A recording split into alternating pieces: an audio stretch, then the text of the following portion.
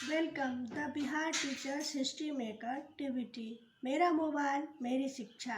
प्यारे बच्चों, आज हम लोग क्लास 9th में सब्जेक्ट सिविक्स पढ़ेंगे। Indian constitution, a presentation by Karuna Kumari. अब what is constitution? The basic laws of rules of a country और ऑर्गेनाइजेशन।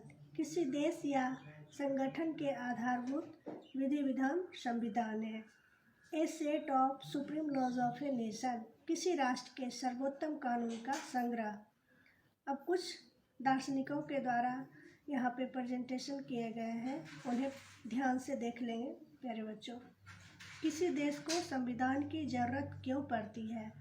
आज दुनिया के ज़्यादातर देशों के पास अपना संविधान है। आमतौर पर सभी लोकतांत्रिक देशों के बारे में उम्मीद की जा सकती है कि उनके पास संविधान जरूर होगा, लेकिन इसका यह मतलब नहीं है कि जिन देशों के पास अपने संविधान होते हुए सभी लोकतांत्रिक देश ही होंगे। संविधान कई उद्देश्यों की पूर्ति करता है। पहला, यह दस्तावेज उन आदर्शों को सूत्रबद्ध करता है कि जिनके आधार पर नागरिक अपने देश को अपनी इच्छा और सपनों के अनुसार रच सकते हैं। यानी संविधान ही बताता है कि हमारे समाज का मूलभूत स्वरूप क्या हो। देश के भीतर आमतौर पे कई समुदाय रहते हैं, उनके बीच कई बातें समान होती हैं, लेकिन जरूरी नहीं है कि वे सारे मुद्दों पर एक दूसरे से सहमत हों। संविधान नियमों का एक ऐसा समूह होता है जिसको एक देश के सभी लोग अपने देश को चलाने की पद्धति के रूप में अपना सकते हैं। इसके जरिए वे न केवल यह तय करते हैं कि सरकार किस तरह की होगी, बल्कि उन आदर्शों पर भी एक साजिश समझ विकसित करते हैं जिनकी हमेशा पूरे देश में रक्षा की जानी चाहिए। इस आधार पे एक प्रस्तुत कहानी है कि नेपाल में लोकतंत्र के लिए कई जन संघर्ष हो चुके हैं। 1990 में हुए संघर्ष के बाद लोकतंत्र की स्थापना हुई। यह लोकतांत्रिक व्यवस्था 2002 तक यानी 12 साल कायम रही। अक्टूबर 2002 में राजा ज्ञानेंद्र ने गांव में माओवादियों संगठनों के बढ़ते प्रभाव का बहाना बनाकर सेना की मदद लेना शुरू कर दिया। फरवरी 2005 में राजा ने शासन की बागडोर पूरी तरह अपने हाथों में ले ली। नवंबर 2005 में माओवादियों ने अन्य राजनीतिक दलों के साथ एक 12 सूत्री समझौते पर दस्तखत किए। इस समझौते में आम लोगों को लोकतंत्र और अमन चैन बहाल होने की उम्मीद दिखाई दे रही थी। लोकतंत्र के लिए चल रहा यह जन आंदोलन 2006 तक अपने शिखर पर पहुंच चुका था। आंदोलनकारियों ने राजा की ओर से दी गई छोटी मोटी रियायतों को नामंजूर कर दिया और आखिरकार अप्रैल 2006 में राजा को तृतीय संसद बहाल करके राजनीतिक दलों को सरकार बनाने का मौका देना पड़ा। 2008 में राजतंत्र को खत्म करने के बाद नेपाल लोकतंत्र बन गया। इस प्रकार संविधान हमें ऐसे फैसले लेने से भी रोकता है जिनसे उन बड़े सिद्धांतों को ठेस पहुंच सकती है जिनमें देश आस्था रखता है। उदाहरण के तौर पे हो सकता है कि लोकतंत्र को मानने वाले अधिकांश लोग गंभीरता से महसूस करने लगे कि दलगत राजनीति यानी पार्टी पॉलिटिक्स बहुत विकृत हो चुकी है, इसलिए अब चीज़ों को दुरुस्त करने के लिए किसी तानाशाह को ही शासन सौंप देना चाहिए या फौजी शासन हो जाना चाहिए। इस भावना में बहकर लोग बहुधा इस बात को महसूस नहीं कर पाएंगे कि लंबे दौर में तानाशाही शासन तो उनके सारे हितों को तहस नहस कर देगा। एक अच्छा संविधान देश की बुनियादी संरचना को इस तरह के उन्माद से बचाता है। यह ऐसे प्रावधानों को आसानी से पलटने नहीं देता जिनके जरिए नागरिकों को अधिकारों का आश्वासन मिलता है और उनकी स्वतंत्रता की रक्षा होती है। अब प्यारे बच्चों, ध्यान से सुनेंगे कि संविधान का बनावट। हमारे भारत का संविधान दुनिया का सबसे अच्छा संविधान माना जाता है। इसे दुनिया भर के संविधानों का अध्ययन करने के बाद बनाया गया है।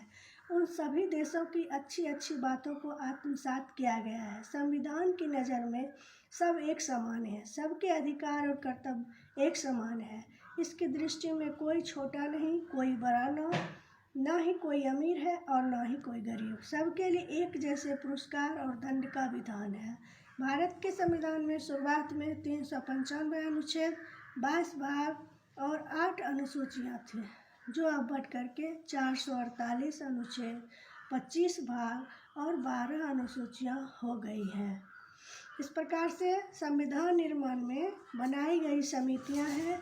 इसे ध्यान से बच्चों देखेंगे कि समिति, इसमें संघ समिति और इसके अध्यक्ष जवाहरलाल नेहरू, संघ संविधान समिति, इसके प्रारूप समिति के अध्यक्ष भीमराव अंबेडकर, कार्य संचालन समिति के.एम. मुंशी, झंडा समिति के अध्यक्ष जे.वी. कृपलानी, वार्ता समिति राजेंद्र प्रसाद, प्रांतीय समिति सरदार पटेल, मूल अधिकार सभी समिति के अध्यक्ष थे। संविधान के स्रोत, इसे भी हम ध्यान से देखेंगे कि sources of Indian constitution are diverse, sources of constitution are indigenous and foreign. 1918 Bombay session of INC, 1928 Motilal Nehru committee, 1931 Karachi Congress, 1935 government of India act. It is also borrowed from the constitutions of the United States Kingdom, the United States of America, Canada and Ireland इत्यादि। संविधान की कुछ विशेषताएं हैं, इन्हें देखेंगे। नाम मात्र का प्रमुख, राष्ट्रपति जैसे ब्रिटेन की महारानी, मंत्रियों की कैबिनेट प्रणाली, प्रधानमंत्री का पद, सरकार का संसदीय प्रकार, 2 सदन वाली संसद, अधिक शक्तिशाली निचला सदन, मंत्रिपरिषद का निचले सदन के प्रति जिम्मेदार होना, लोकसभा में अध्यक्ष।